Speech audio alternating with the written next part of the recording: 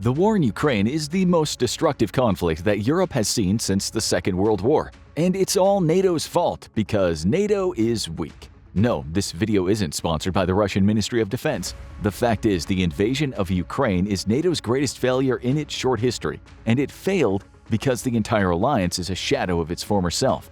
The Great Peace dividend at the end of the Cold War finally made Europeans as weak as the Soviets always claimed they were. Even the United States severely curtailed its military capabilities. Now the peace is over and war is in Europe because NATO decided to take a 30-year nap. NATO was originally founded after the Second World War. Surveying the destruction in Europe and the rise of the Soviet Union, the US asked Europe, hey, what if we make the most Chad military alliance of all time? To which Europe replied, yeah, that's a great idea. And hey, also, what if you pay for like most of it?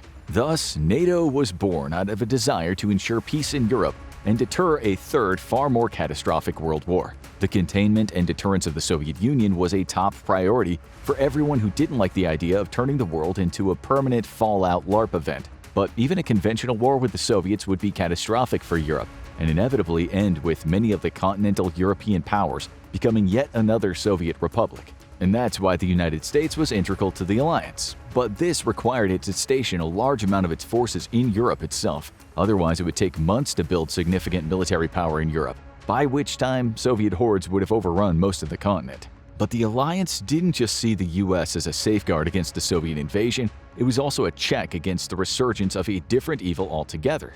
For the better part of, well, its entire history, Europe has struggled with nationalism. During the first half of the 20th century, however, the rise of nationalism across the continent set the stage for two catastrophic wars. Left reeling in the wake of the Second World War, both the US and the exhausted Western powers feared that from the ashes a fresh wave of nationalism would spring up. Now, some trilogies are great, Lord of the Rings, Alien, but other trilogies are crimes against humanity, The Hobbit, and World Wars. Nobody had any interest in yet another war arising from Europe's favorite hobby of electing a dictator into power and then bashing your neighbor's face in with a bunch of tanks. The US took on the form of a Hobbesian benevolent leviathan and was seen as a check against the rise of nationalism in Europe. NATO would make the US heavily invested in European security, ensuring it didn't simply lose interest again and piss off across the pond like it did for much of the previous 100 years. Americans, for their part, were extremely skeptical in further involvement in Europe after two world wars, and isolationism has always run deep in America due to the security of having two oceans between itself and the rest of the world. Rome may burn again tomorrow, but the Americans will still be eating cheeseburgers and chasing Bigfoot unless the barbarians build a fleet of aircraft carriers. But the best way to avoid conflict is for everyone to get along, in a nice, tight little huddle where no one has the room to reach for a gun.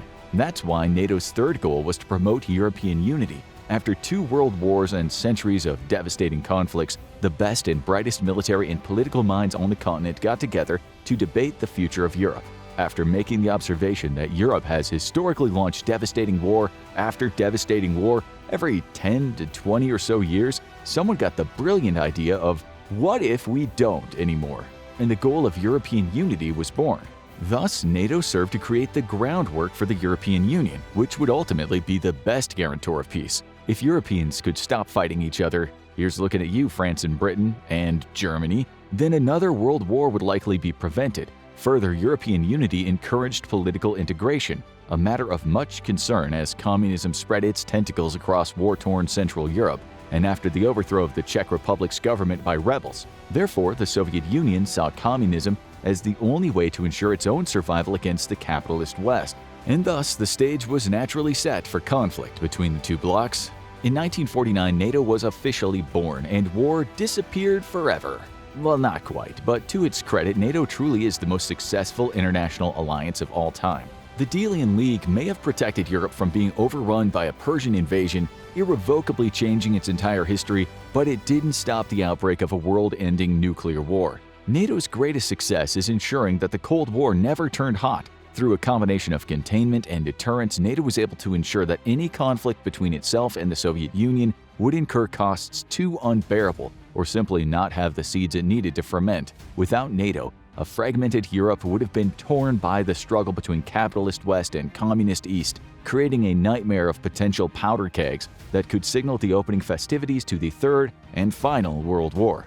NATO's greatest strength was presenting a unified face against Soviet expansionism and political influence, even if that did mean occasionally the individual states would take decidedly undemocratic measures to silence pro-communist individuals. Hey, you either get to own the means of production or you get to not live through a nuclear holocaust. NATO's second greatest strength was, well, its strength. Unified, the North Atlantic Treaty Organization was far more powerful than any individual state, and this is what allowed the alliance to stand against an at times aggressive Soviet Union. The alliance was ready to exact a blood cost from the Soviets for any push into Western Europe, both by conventional or nuclear means. But that was tricky, given the alliance's greatest military power by a long margin was all the way across the ocean. In essence, the United States was like the Justice League Superman to Europe's Batman. Batman is cooler, he often has better story arcs, and he has free healthcare. But when the Soviets and Darkseid come invading, you really want Superman out there punching T-62 tanks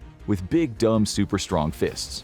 The challenge for the alliance was that most of America's firepower was across the sea or in other potential hotspots. Sometimes its military was heavily involved elsewhere, such as during the Vietnam War, and other times it was busy liberating South American democracies from themselves. During the Vietnam War alone, a significant amount of U.S. firepower was tied up for nearly 2 decades, and it was here that NATO was more important than ever before. By presenting a unified front, the Western European powers presented a significant obstacle to the Soviets, even without full U.S. commitment. But things may not have been that way, which is why NATO's political maneuvering was also one of its greatest victories. Spain, for example, could have been a serious chink in NATO's armor up until it joined the alliance in 1982. But this future was far from certain. After Spain's Francisco Franco died in 1975, it was Juan Carlos, King of Spain and appointed ruler by Franco, who led the nation through democratic reforms. But the Soviets had attempted to heavily influence Franco, albeit without much success given that Franco fought the communists during the Spanish Civil War.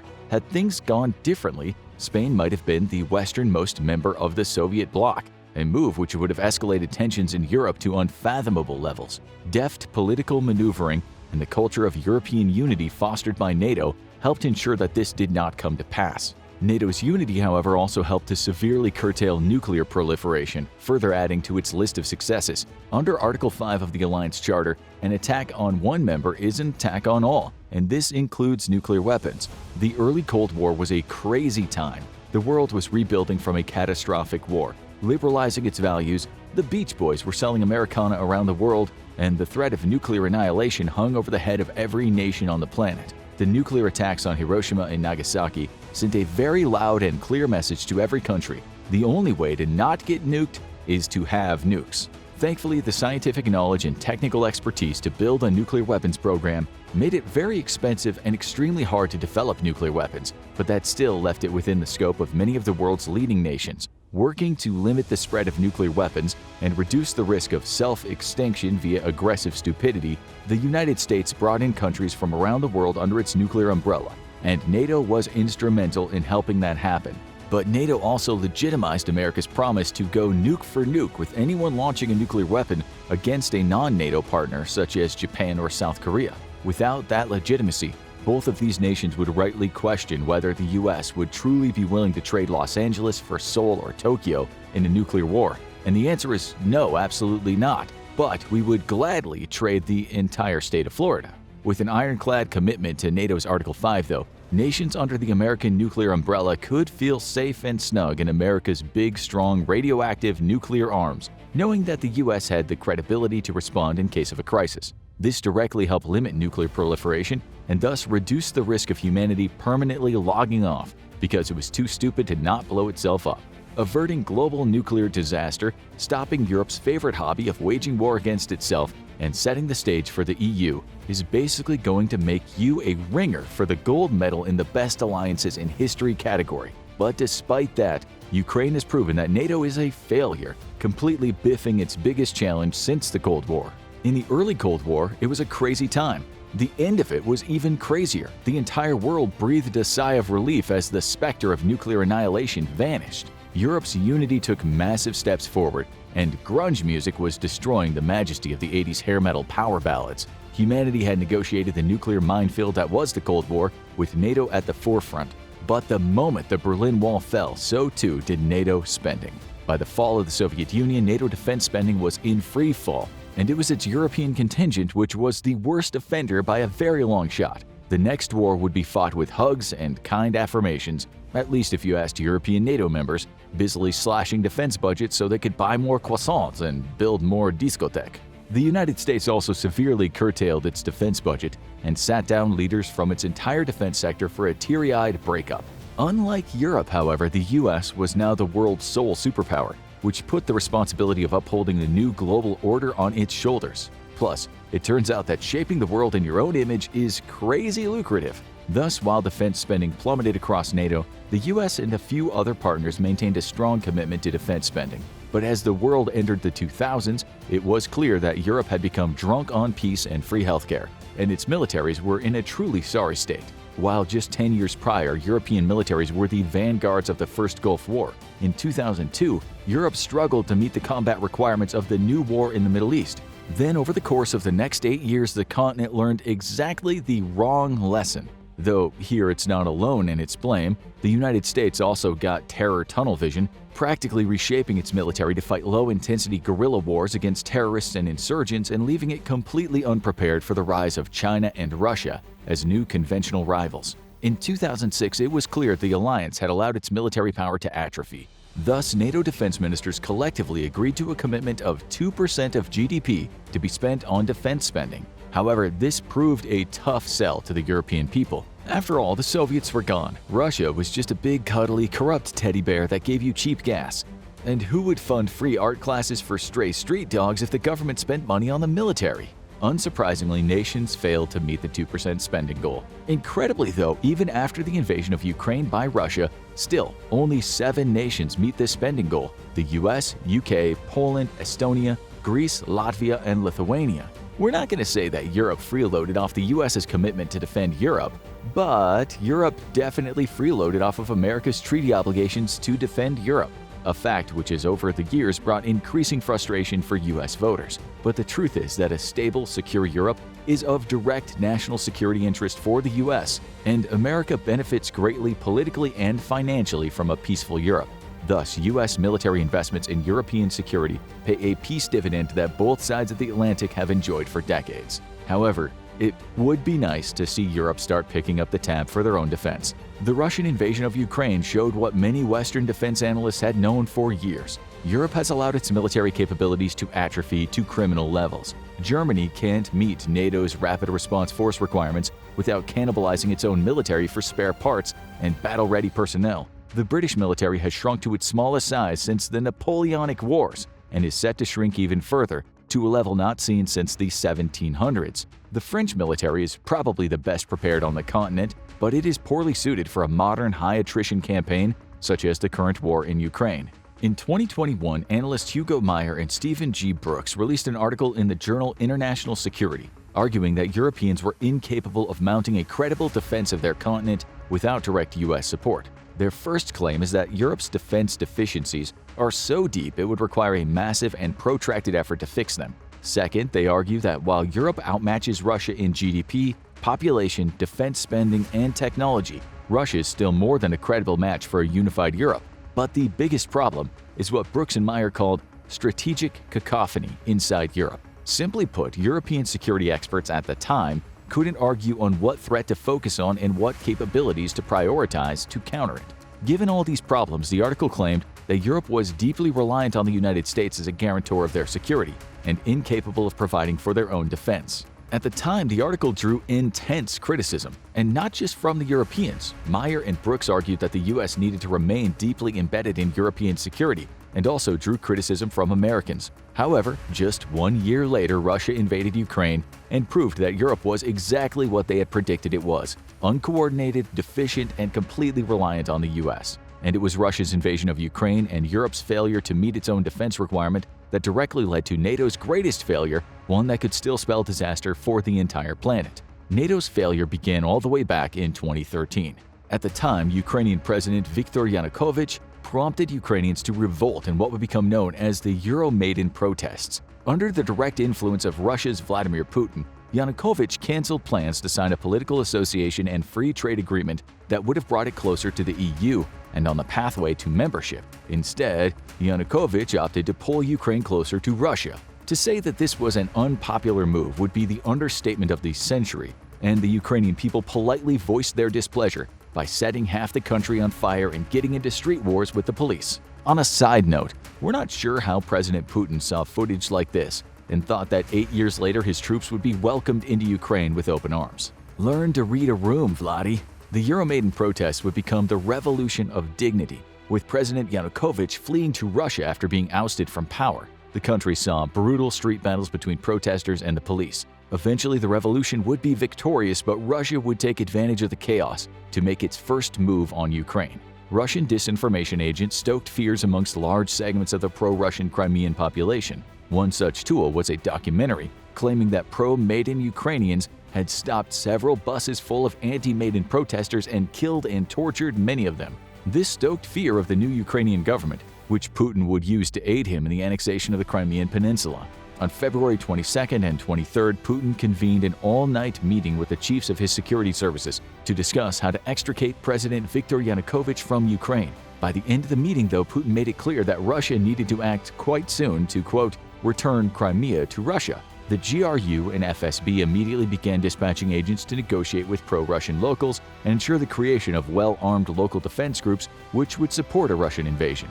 The Crimean government, which operated with a high degree of autonomy, declared that it would support the new Kyiv government. In response, a pro-Russian rally was held in Simferopol, where the Ukrainian flag was replaced with a Russian flag, while a pro-Euromaidan rally demanded the resignation of the Crimean parliament. In Sevastopol, Russia used criminal elements such as the Night Wolves motorcycle club to arm and organize pro-Russian supporters into civil defense squads, setting the stage for Russia's invasion. On February 27th of 2014, Russian forces carrying no insignia invaded Crimea and seized the Crimean parliament building. There, the parliament was forced to vote in an emergency session to replace the prime minister with a member of the Russian Unity Party, which had received only 4% of the vote in the last election. MPs would later tell the press that Russian troops forbade them from talking to journalists and took their phones, and later they found out that most of them had their votes cast for them. Russian President Vladimir Putin denied accusations that his troops were in Ukraine, claiming instead that the entire affair was being organized and executed by Ukrainian separatists. However, by summer, Crimea was annexed as a territory of the Russian Federation, and Russia finally admitted to having troops on the peninsula.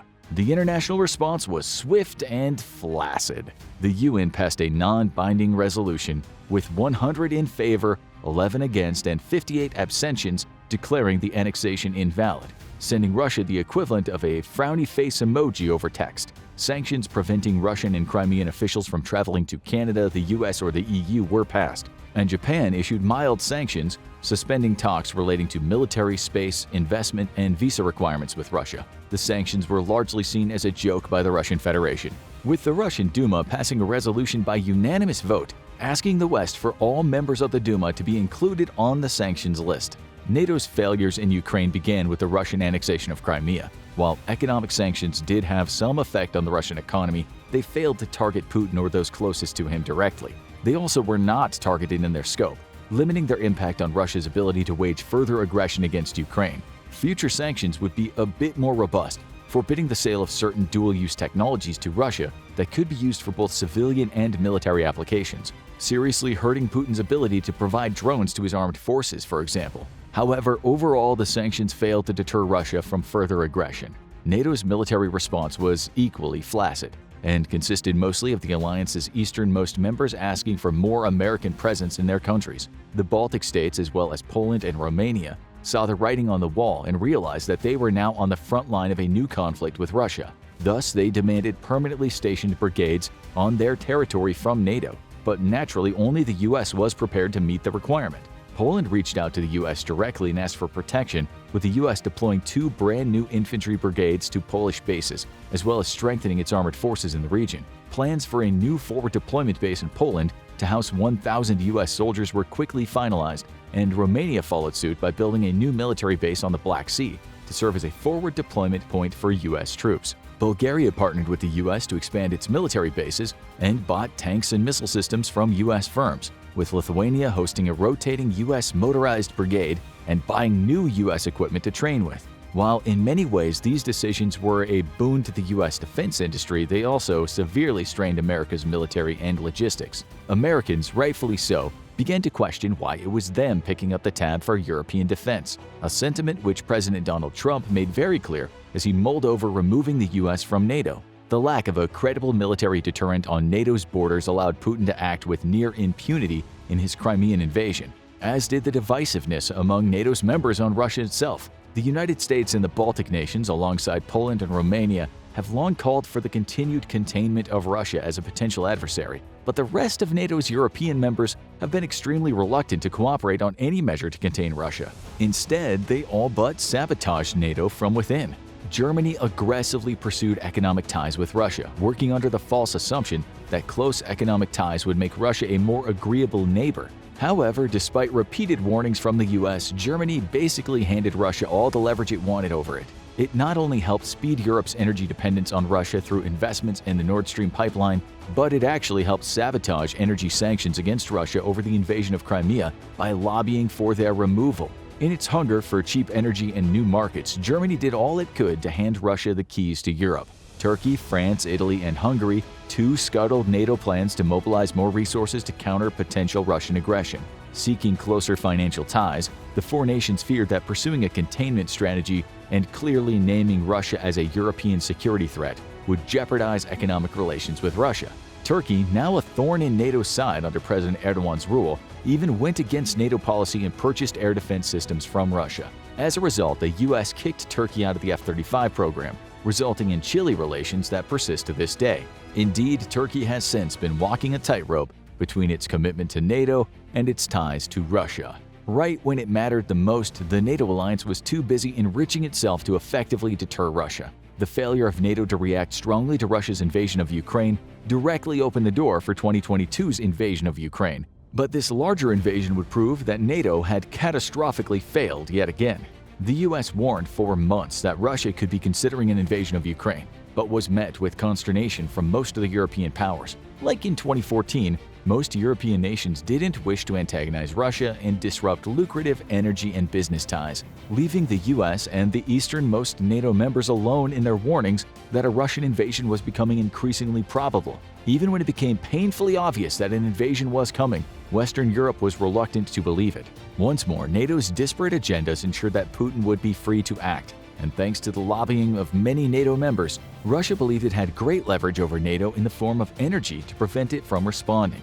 Exactly when NATO should have been unified and immediately delivering military aid to Ukraine about to be under siege, the alliance was too disjointed to tie its own shoelaces. And this aid could have turned the tide of history had it been provided pre-invasion or even just after it. A significant buildup of Western military hardware in Ukrainian hands would have served as a powerful deterrent to Putin, as would have the promise of immediate and strong sanctions. While those sanctions would eventually come around, they only did so after the invasion had begun, when they should have been threatened before it was launched in order to deter Putin. As the invasion began, though, NATO hesitated to send any military hardware, for fear that the Ukrainian government would collapse under a fierce Russian onslaught. This was back when the West was still drinking Russia's Kool-Aid and believed it was a capable combined arms power simply because it put on a fancy choreographed exercise once a year or so across the border from the Baltic countries. However, this highlights yet another of NATO's failures. After the annexation of Crimea, the US and a few NATO partners undertook a training and restructuring program with the Ukrainian military. What should have happened, however, is a full commitment by NATO to bring the Ukrainian military up to par with Western militaries. Well, the ones that actually work anyway, including a continued replenishment of its old Soviet equipment with modern Western counterparts. This, even more than sanctions, would have been the strongest deterrent against further Russian aggression. When it became clear that Ukraine would hold off Russia, talks began to supply Ukraine with the heavy equipment it needed to defend itself from Russia. And continuing its long tradition of doing everything possible to help Russia win, NATO once more dropped the ball. Spurred on by fears of imaginary escalation, NATO refused to provide Ukraine with large amounts of heavy equipment, to which Poland said, "Hold my pierogi," and sent as much heavy equipment as it could anyways. Even the US appeared timid about hurting Putin's feelings by stopping his genocide of the Ukrainian people, as it took months to send a limited amount of advanced weapons such as the HIMARS to Ukraine.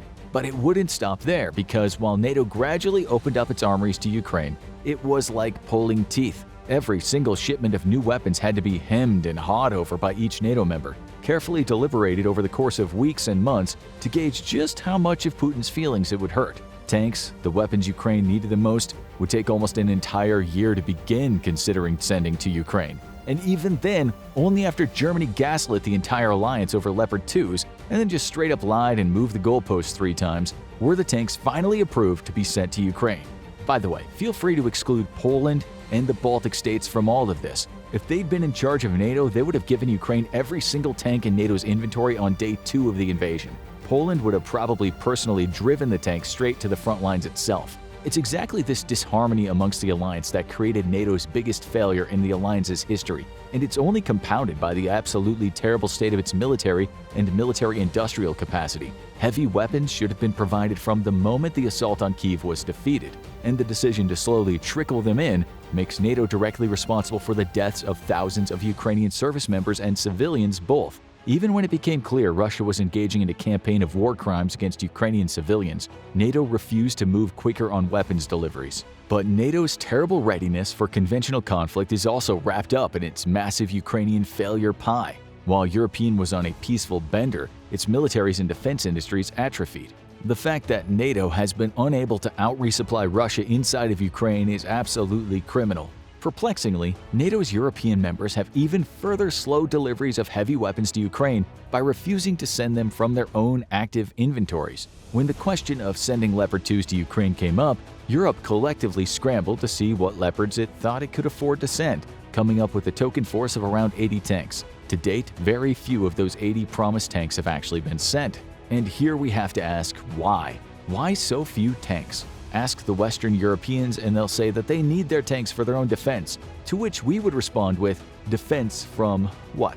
What war exactly does Western Europe think it needs tanks to defend from, when no power on earth save the US has the logistics to even reach Western Europe, and Russia is such a failure of military power it's stuck on the east of Ukraine? If anyone needs tanks, it's NATO's eastern members, who are the shield Russia would have to punch through just to get to Germany. Unless Russia learns how to grow T-14s and T-90s on trees, then teleport them 1,000 miles from Russia into the heart of France, we're pretty sure that Western Europe needs its tanks right now like the ocean needs water. And the United States isn't off the hook either, as it alone has hundreds of armored vehicles in storage that could easily be provided to Ukraine, many of them already in pre-positioned stocks in Europe, specifically placed there to fight Russia. Make no mistake, Russia is fully committed in Ukraine and completely incapable of threatening the rest of Europe. Russian KIA were estimated at 60,000 in February. By now, this number is estimated to have reached as high as 100,000. 2 to 3 times that number are estimated to have been wounded. The Russian military is in such a sorry state that it's even now beginning another round of quiet mobilization and blocked the Wagner group from recruiting in prisons so that the regular Russian army could do it instead. And still, NATO acts as if there's a credible threat to its European members that it needs to defend from, refusing to open up its active inventories to Ukrainian requests for tanks and other aid. The Russian invasion of Ukraine has been NATO's greatest failure, from a failure to respond to Russia's annexation of Crimea in 2014, a failure to properly prepare for a conventional war, a failure to deter the 2022 invasion of Ukraine, and a failure to quickly end the war by providing Ukraine with large amounts of badly needed equipment. Instead of the decisive action needed to stop Vladimir Putin dead in his tracks, the NATO alliance's response has been glacial, disjointed, and inadequate. And NATO's failures have only opened up the door to further conflicts around the world of the exact type the alliance was initially determined to deter from ever happening. While Western sanctions against Russia have given China a slight pause in its ambition to retake Taiwan by force, NATO's flaccid military response has only emboldened it to act, knowing that Taiwan would be much harder to supply in the midst of a full-scale war than Ukraine is. An invasion of Taiwan would disrupt the global semiconductor market, throwing the entire global economy into a tailspin. A successful invasion, however, would then place an authoritarian China, hostile to democratic ideals, in charge of the most important resource of the 21st century, with Taiwan producing over 60% of the world's computer chips and 90% of the most advanced ones critical for cutting-edge technologies. To prevent China from holding the Western-led liberal world order hostage through chip embargoes, decisive action and unity is needed from the only international alliance capable of stopping the Chinese Communist Party. And right now, the odds of that happening aren't looking too good, as the most successful international alliance in history, made up of the richest nations in history, struggles to win a war in its own backyard. Now go check out Putin's new major problem for Russian military revealed, or click this other video instead.